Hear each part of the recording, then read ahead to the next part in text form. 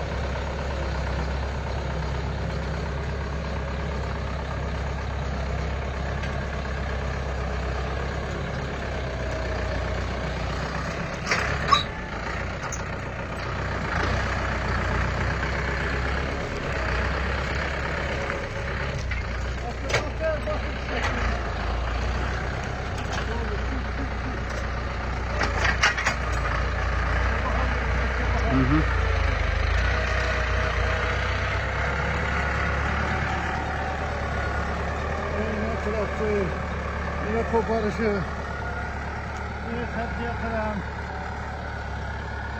Harika koparışı. Peki ya, şimdi niye böyle koparışı olmadığını bilmiyorum. Buni oldinlari qo'l bilan qilishgan. Endi hozir mana yengillashdi. Rejapoyaga ota-bobolari ham dehqon bo'lganlar, har doim qo'lda ishlab, qo'l mehnati bilan o'z dehqonchiligini qilganlar. Mana endi texnika, yangi texnikani olib, juda ham o'zining faoliyatini davomida ishni yengillashtirib, unumdorligini oshirib qiladi. Bu ma'lum sabzi ko'paradigan nimalar ham o'ziga yarasha o'zlari konstruksiya bo'yicha chiqarishgan. Bu chet eldan olib kelishning hojati ham yo'q. Sabzilar. Mana.